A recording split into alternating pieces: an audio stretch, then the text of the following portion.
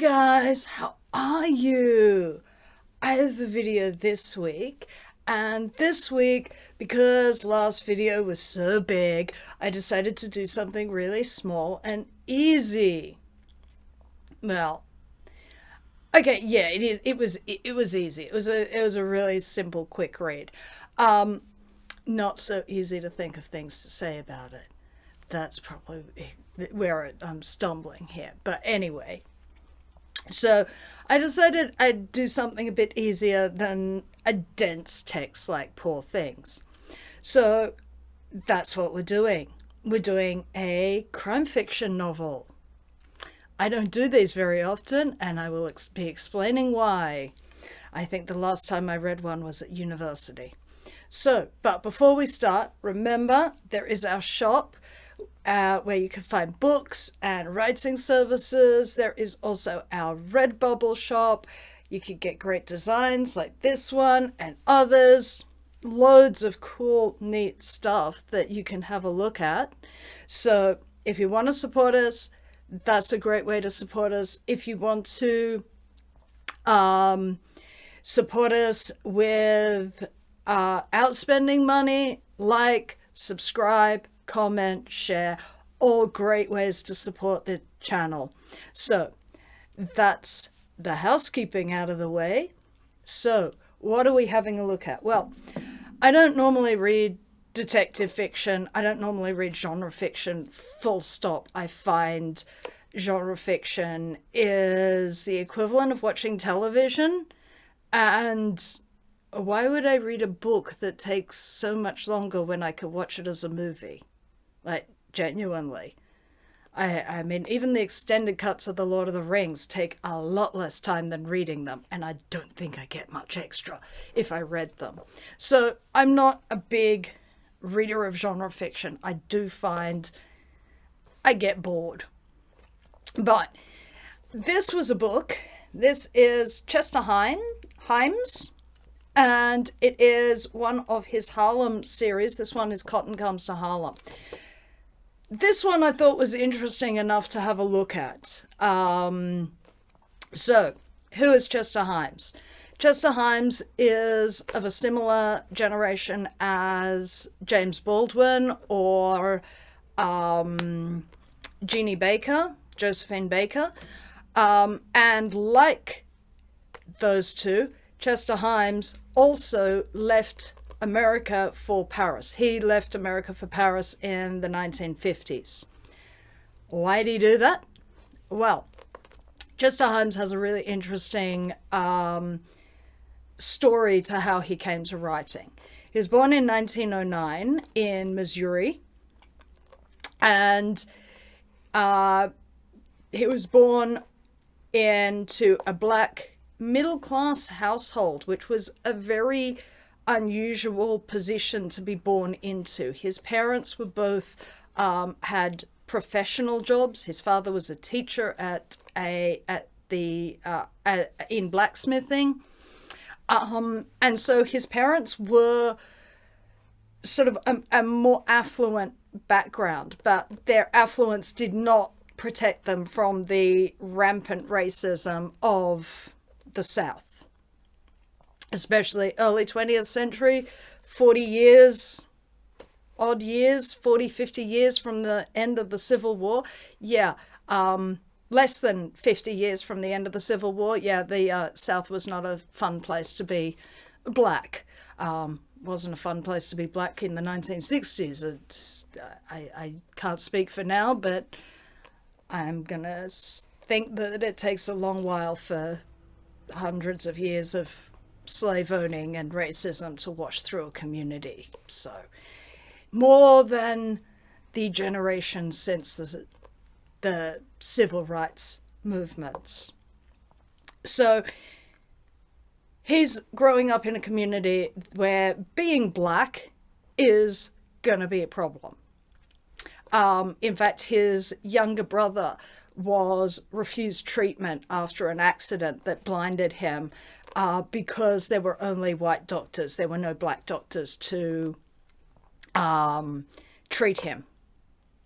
So the Haim's family eventually moved to Cleveland. Chester was accepted into one of the black colleges. He was expelled from there and for a prank. Apparently he wasn't the world's most studious young man, and eventually, at about 19, I think, he was arrested and jailed for armed robbery. So his life took fairly a downward progression for a while. He served 7 years jail time, where he started to write.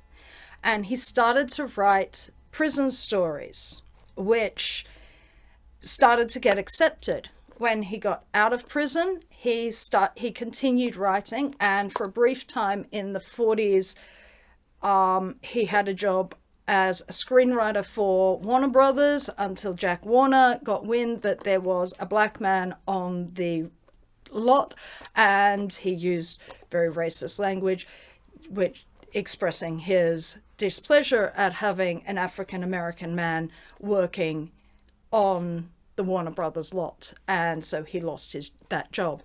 Apparently Chester Himes had said that it was the racism in LA that finally that was the end of the line for him. He's like, forget it.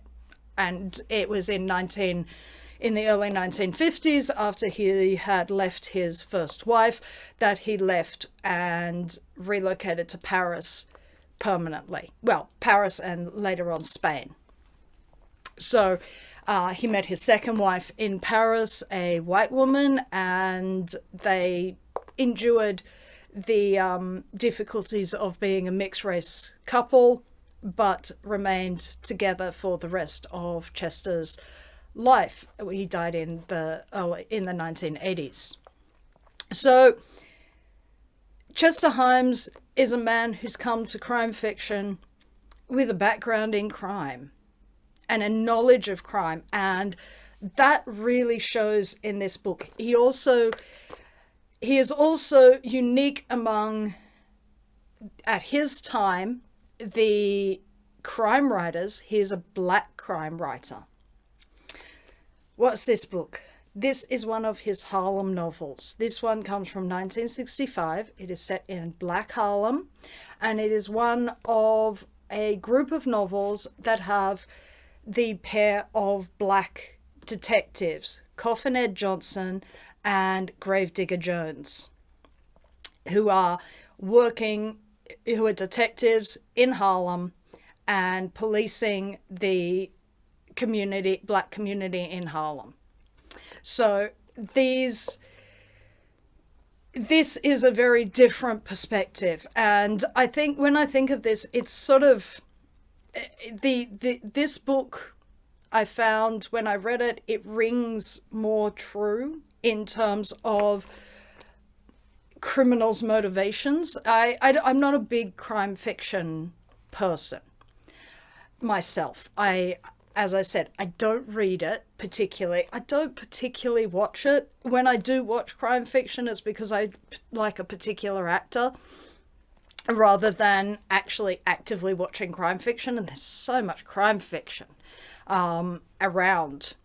But what I find is that when it comes to something like crime fiction, one of the things is the baddies are always somewhat nebulous. The other crime fiction I've read is Raymond Chandler's The Big Sleep, and Raymond Chandler famously didn't even know who did it or quite what they did. It's a very peculiar, confused story. Another great one is the Maltese Falcon. That's a Dashiell Hammond. Dashiell Hammond is slightly better in terms of having a connection because he had actually been in the police force himself. But the majority of crime writers are not. And so the concept of the criminal is fairly lurid and over the top and a little bit more tainted with the concept of which goes back to the origins of crime fiction, which is essentially Sherlock Holmes. What are the anxieties of a white middle class audience? So play on those anxieties. What do they fear?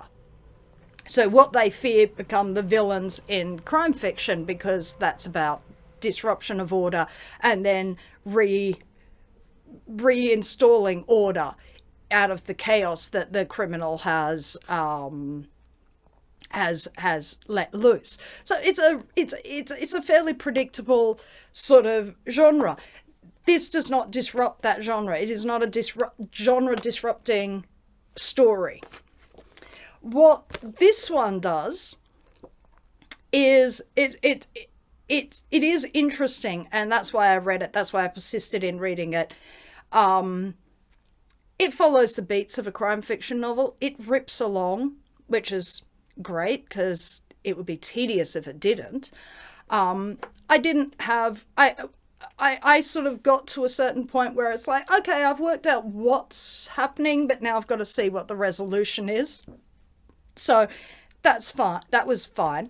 I think I might have twigged to it a little bit earlier than maybe the author intended, but it's genre, and I know what this is part of the reason I don't read genre, is I get a little bored when I read genre. But so the plot of this is there is a scam. There is a scam, a back to Africa scam. So this preacher has come into town and has convinced 87 families to put up $1,000 each to charter ships to go back to Africa. So 87,000 or $1,000 in 1965 is the equivalent of almost $10,000 today. So not an insignificant amount of money per family, $10,000, which if you're in Australia is about $16,000. So it's even today, that's not an insignificant amount of money for some very poor people to be putting together, scraping together. So this money, it's a scam. And the readers of the story would know it's a scam because it's based on a scam from earlier in the century. So people would know this was a scam. So they're looking at this, oh, okay, is this a scam? What you then get is a heist. So somebody else steals the $87,000 that this preacher, who's actually not a preacher, obviously, has scammed out of the unsuspecting people of Harlem. Now, I'm not going to tell you too much about the plot because that would pretty much defeat the entire thing. A lot of the books that I do, I can rattle off a whole load of plot because you don't read them for the plot. This one, I'll wreck the book, so I'm not going to tell you anything other than the setup. So this violent heist is what causes, obviously, the police to get immediately involved. And the detectives that are put on the case are Coffin, Ed Jones, and Gravedigger Johnson. Gravedigger Johnson has just returned to work from having been shot. He's had 6 months off recovering from this, and Coffin Ed Jones is known for having a badly scarred face where a thug threw acid at him. Coffin Ed and Gravedigger are known for the violence of their policing. They are very hard, and they have a death rate that is concerning to their superiors. Now, this I think is where this book is kind of interesting, because Coffin Ed and Gravedigger are not they are not like the private detectives. They are part of the system. They have a white boss and white superiors. They are in the system because the white police force knows that they need black officers to police Harlem, because how do you have a stakeout? How do you do anything if you're white and you're going to stand out like a sore thumb in Black Harlem? There are not white people in this place. So they understand, there is an understanding among the police that you need to have black officers to police a black neighborhood. However, this doesn't mean that these officers are treated necessarily as equals to their counterparts. You don't see huge amounts of this, but there really is a sense that these men have to walk a very uncomfortable line. They are both policing the innocent people of Harlem, but their policing is often violent. It reflects very much the style of policing that white officers would probably use, very much more violent than would be used perhaps in a white district. And as a the justification for this is that the violence meted out to them is quite high. So there's that tension, and while it is not gone into, you feel that tension. These are also, although they are policing a black neighborhood, although they themselves are black, they are still working for the man. They're working for the man.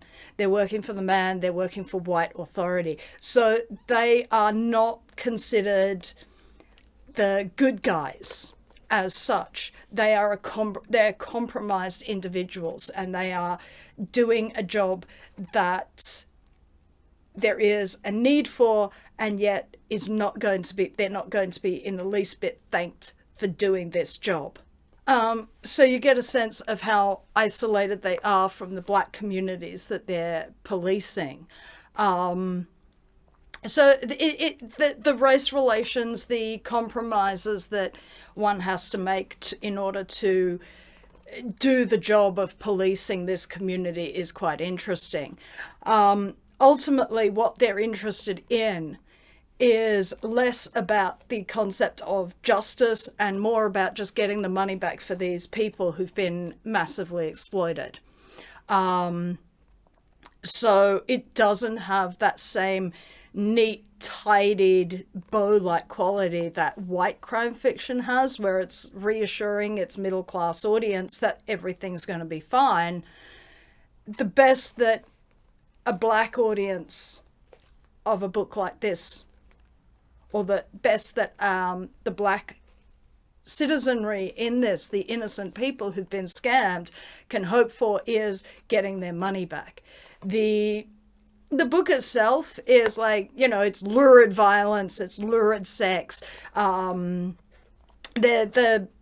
Obviously it's it's a book from the mid 20th century, the 1960s. So the sexism is pretty rampant. There aren't that many.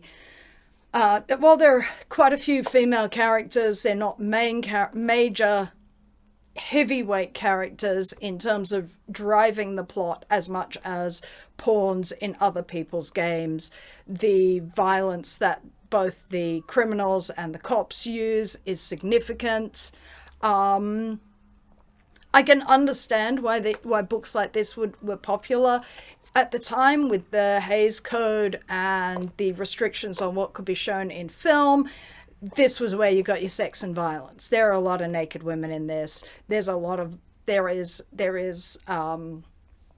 not graphic sex, but it's not passed over. We know exactly what's going on, and there's a lot of violence. So I can understand why these books were popular. It's the kind of thing that if you come home from work and you would be able to read the same way that you switch on the television or switch on the radio. It's not demanding reading. It clips along. It's, if you like books like this, it's fun. I get bored, so I won't be bringing more of these, but I did think it was interesting enough to have a look at, even if I won't be having a look at it anymore. The Other thing about this, there was a film made in 1970, a blaxploitation film. So the film was set in 1970, not the earlier period. You don't get a lot of time period stuff. It's just contemporary, a contemporary book. It doesn't mention politics. It doesn't mention a lot of these things. Given this is 1965 and it's the civil rights, you don't hear anything of that. It's escapist literature, or it's escapist writing. Okay. If you are a person who likes crime fiction, I'd say give it a go. If you're interested in what black writers were doing in the mid-20th century, I'd say give it a go. It'll take you an afternoon to read. It's fast, it's enjoyable, it rips along. Give it a go if you want, and I'll be back again another time with something more along my line of things. Okay? So, peace and love, guys. Peace and love.